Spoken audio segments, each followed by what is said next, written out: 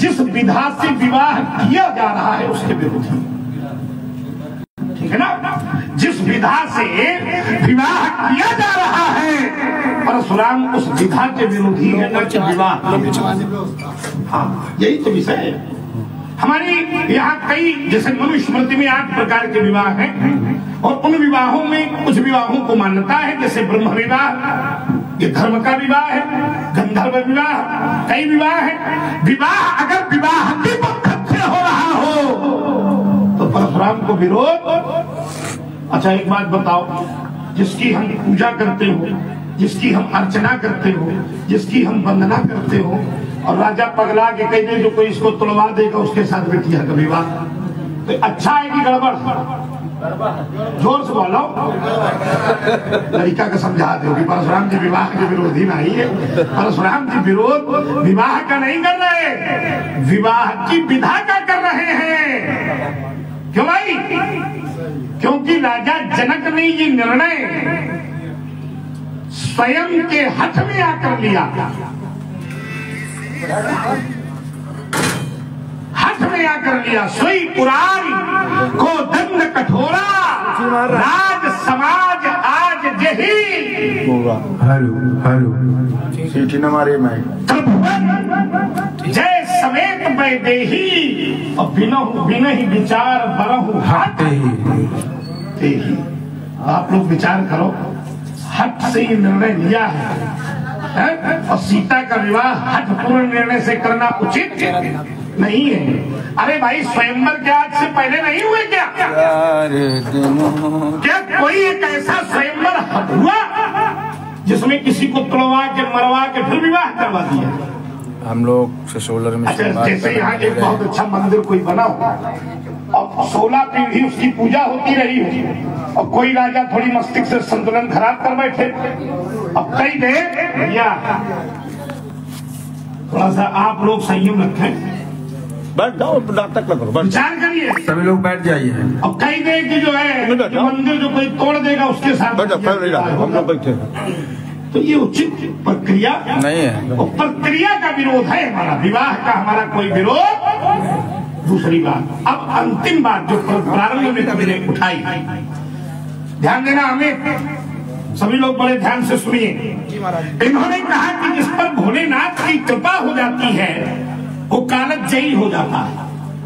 मैं इस बात को पकड़ रहा हूं और इस कथा को फिर से एक बार सुनिए। उधर बैठ जाओ, उधर बैठ जाओ, चक्कर नहीं जब कथा चल रही है। उस बालक की 5 वर्ष की आयु थी। हाँ। और आज भी वो जीवित है। क्यों? तो इसका मतलब क्या है कि वो बालक कालजयी हो गया। क्या उसने काल को जीत लिया? उसकी एक बड़ी कथा जो सब लोग जानकार लोग हैं, शंकर जी ने उसको अपनी बची हुई आयु में अपनी आयु के बराबर उसको आयु कालखंड में प्रबंधित कर दिया है। केवल इतना किया है बोलेंगे, उसको अमर नहीं किया। जैसे अब थोड़ा सा ध्यान देंगे, धरती की कालावधि और स्वर्ग की कालावधि में कितना अंतर है। धरती में मंत्री जी कलयुग 4,32,000 वर्ष का होता है, तो स्वर्ग लोक में यही कलयुग केवल 1200 वर्ष का होता है। ब्रह्म लोक में इसकी अवधि और कम हो जाती है। तो केवल शंकर जी ने अपनी आयु के 3 दिन उस बालक को दिए हैं, कालजयी नहीं किया। बहुत सुंदर विचार करिए। इसलिए न कहो कि जो महाकाल का कृपा पात्र हो जाए तो फिर काल भी उसका कुछ नहीं कर सकता। ऐसा कोई प्रमाण हो कि उन 3 दिनों की आयु के बाद अगर मार्कंडेय जी को न मरना हो, वो कालजयी हो गए हों, तो हम तुम्हारी बात मानेंगे। शास्त्र को अगर आधा प्रस्तुत करोगे तो पक्ष का अर्थ दूसरा जाएगा, और कथा को अगर पूरा प्रस्तुत किया जाएगा, भैया शांत हो जाता। आप थोड़ा सा इसको समझे तो हमारी बात सुन लीजिए। नहीं तो क्या मतलब है, हम लोग क्यों विषम परिस्थिति में भी मस्तिष्क लगता है उसका प्रयोग करना पड़ता है। अब थोड़ा आनंद आएगा, हमसे जुड़े विचार करिए जितने लोग बैठे।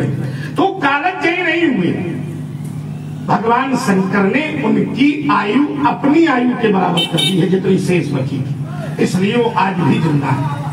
जैसे अब आयु का आकलन कैसे होगा, ध्यान देना। जैसे धरती में 24 घंटे में एक दिन और रात हो जाती है, एक वर्ष 365 दिन में आधुनिक के हिसाब से 4,32,000 वर्ष का कलयुग, इसका दुगुना द्वापर, इसका तिगुना त्रेता, इसका 4 गुना सतयुग, और सब मिला दिया जाए तो 43,20,000 वर्ष का एक चतुर्युग। ठीक, और जब 71 बार चतुर्युग बीत जाता है तब एक मनवंतर होता है। भागवत का 8वां स्कंद ही मनवंतर नाम का। और जब ये 14 मनवंतर बीत जाते हैं तब ब्रह्मा जी का एक दिन होता है। अब इनसे बड़ा, और जब ब्रह्मा जी के 100 वर्ष बीत जाते हैं तब शंकर जी का एक दिन होता है। ठीक है, इसलिए इसको समझना पड़ेगा। मार्कंडेय जी कालजयी नहीं हुए, इस कथा को ऐसे प्रस्तुत करो। अब तुमने कहा कि ये तो शंकर जी के पास ही रहा है, फिर इसको कैसे तोड़ दिया गया? शंकर जी के पास ही निकट में रहा है, फिर ये कैसे नष्ट हो गया? वही तो समस्या है, क्योंकि ये धनुष है दिव्य, और दिव्य नष्ट हुआ है, उसी की खोज में हम यहाँ खड़े हैं। इसलिए संभाल कर बोलो। जो तुमने बहुत सी धनुइयां तोड़ी थी, विस्तार ना हो, थोड़ी थोड़ी यात्रा हमारी आपकी हो जाए विषम परिस्थिति में, इसलिए संभाल कर बोलो छोटे कुमार। जो तुमने बहुत सी धनुइयां तोड़ी थी, ये तुम्हारा व्यक्तिगत मनोरंजन होगा, लेकिन आज जो टूटा है वो मनोरंजन का विषय नहीं है, वो मेरी श्रद्धा का विषय है। मेरी श्रद्धा पर चोट होगी तो अबे तो ताले ठुक रही है, थोड़ी देर बाद फरसा भी चलेगा। इसलिए बोलत तो ही न संभाली, और धनु ही संत पुराण धनु। चलिए महाराज, आपने जो वार्ता की, यद्यपि आपने विस्तृत किया कुछ, लेकिन फिर उसको ला रहे हैं। एक बात हमें बहुत अच्छी लगी, उस पर हम ये बोलेंगे।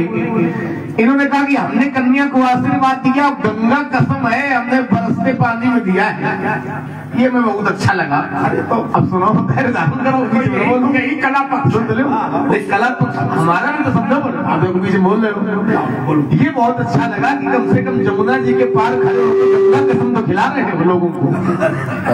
जमुना जी के पार होने के बाद गंगा जी की याद तो आपको आई कि गंगा कसम हमने बरसते पानी में दिया है आशीर्वाद। और क्या दिया है?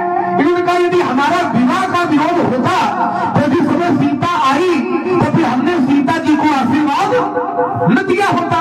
जनक भोरी आए शिवरावा और सी बुलाई प्रणाम करावा।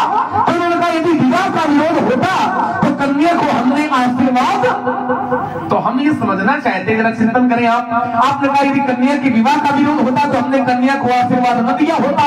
तो जिस समय कन्या आपको प्रणाम करने आई है और आपने कन्या को आशीर्वाद दिया है, तो क्या ये तुम जानते थे कि कन्या का विवाह हो चुका है? क्या ये आप जानते थे कि कन्या का विवाह हो चुका है तो उसको आशीर्वाद दे? और यदि जानते थे तो फिर ये प्रमाण कहां ले जाओगे कि समाचार कहीं जनक सुनाए और जय कारण मही तो सब आए। जनक ने तो बाद में बताया है। क्या बताया है? कि राजा काहे आए हैं? दीप दीप के भूपति नाना आए सुन जो हम प्रार्थना। अपन ये है कि जो धनुष तोड़ेगा उसी के साथ सीता का विवाह। तो सीता के विवाह वाली बात तो तुम्हें आशीर्वाद देने के बाद में पता चली है। क्यों भाई? सीता जी को आपने आशीर्वाद दिया है, सीता जी का विवाह हो गया है, धनुष तोड़ा करके किया गया है। ये बात तो राजा जनक ने तुम्हें बाद में बताई है। तो जिस समय तुमने आशीर्वाद दिया उस समय ये कैसे जान गए कि सीता का विवाह हो चुका? विचार करो जरा।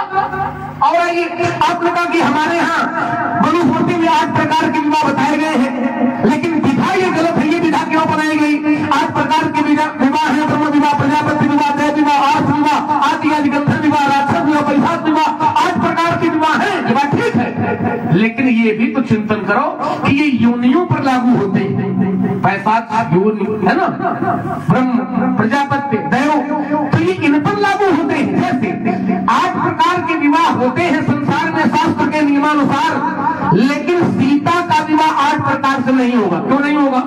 8 प्रकार के विवाह किस पर लागू होंगे? जैसे संसार की अनेक कन्याएं हैं या सामान्य कन्याएं हैं, उनका विवाह 8 प्रकार से किया जाएगा क्योंकि वो सामान्य है।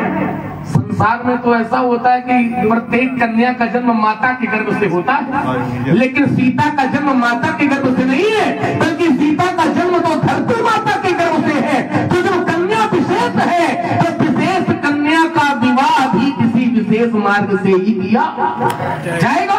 8 प्रकार के अंतर्गत यदि कन्या होए तो कन्या का विवाह 8 प्रकार के विवाह के अंतर्गत किया जाए, लेकिन जब कन्या अलग है तो अलग कन्या का तात्पर्य विशेष कन्या का विवाह भी किसी विशेष माध्यम से किया जाएगा। और कन्या विशेष, और तुमने अभी भी कहा कि धनुष दिव्य है, कन्या भी विशेष और धनुष भी विशेष, तो जनक ने यह अनुमान लगा लिया कि इसको तोड़ने वाला भी कोई विशेष होगा, इसलिए धनुष तोड़वाने का उन्होंने प्रण किया, इसलिए तोड़वाया गया। और देखिए हमारे गुरुदेव के द्वारा, मंत्री जी के द्वारा 50 मुद्राएं दोनों विद्वानों के चरणों में प्रदान हुई है। साधुवाद, धन्यवाद। और देखिए पुनः फिर हमारे क्या नाम, गिरधारी विश्वकर्मा जी की तरफ से पुनः 50 मुद्राएं प्रदान हुई है। साधुवाद, बहुत ही आनंद आ रहा है और आनंद आएगा भी। चलिए, आपने कहा कि